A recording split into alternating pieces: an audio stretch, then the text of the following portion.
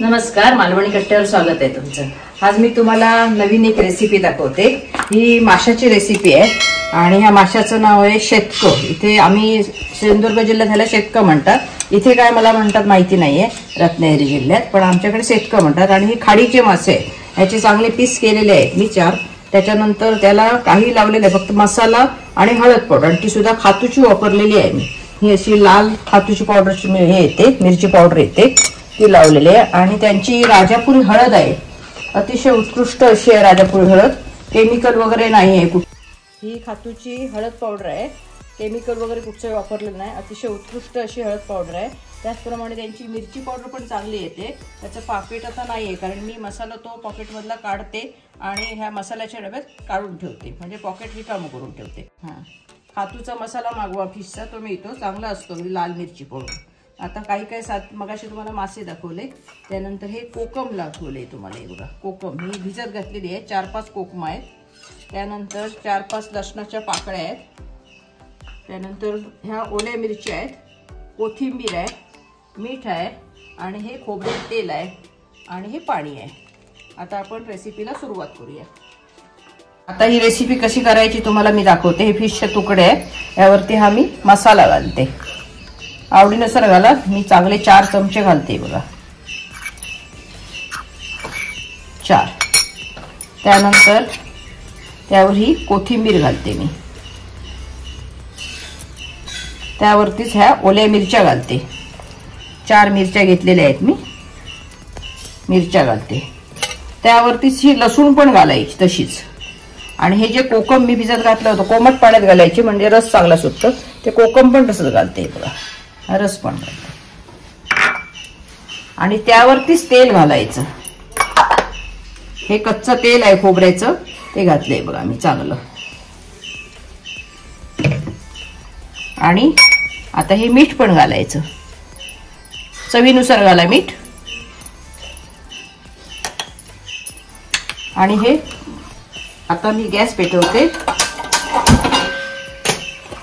पातेलं बघाशी थोडं तापून घेतलेलं होतं मी। आता त्यावरती हे पूर्ण घालायचं आहे बघा असं।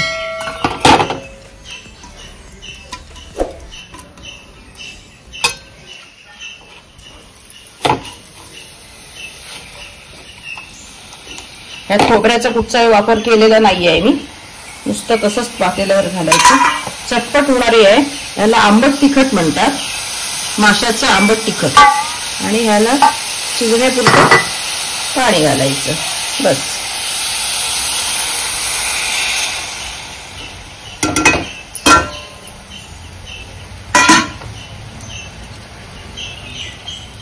सगळं त्यामध्ये घातलेलं आहे, मीठ, मसाला, कोकम, कोथिंबीर, ओल्या मिरच्या। आता ती झाकण 5 मिनिटं ठेवायचं आणि शिजू द्यायचं। आपण झाकण काढून कुठपर्यंत शिजलंय ते बघूया। छान शिजले, जरा परतूया। मासे शिजायला वेळ लागत नाही, पटकन शिजतात ते। आणि हे खाडीचे मासे आहेत, झटपट अशी होणारी ही रेसिपी आहे। आंबट तिखट या रत्नागिरी जिल्ह्यात म्हणतात आंबट तिखट, आमच्याकडे खोबऱ्याचाच वापर केला जातो। मसाल्याचा पण चांगला सुगंध येतो, लसूण, ओली मिरची याचा चांगला अगदी सुगंध येतो। चटपट होणारी रेसिपी।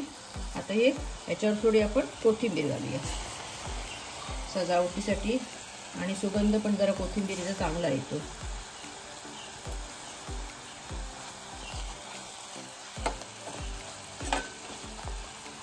दोन मिनिटं परत झाकण ठेवूया। पाण्याचं प्रमाण तुम्हाला कमी जास्त करू शकता, जर तुम्हाला पातळ थोडं हवं असेल तर पाणी वाढवू शकता, पण थंड पाणी एकदम घालू नका आता यावरती। यावर काय करा, हे झाकणावर जरा असं पाणी ठेवा थोडंसं, आणि ते पाणी ओता, म्हणजे जरा कोमट झालं पाहिजे पाणी, आणि ते ओतायचं। कुठच्याही पदार्थ पाणी घालताना ते कोमट वापरायचं, थंड पाणी घालायचं नाही। बघूया आपण,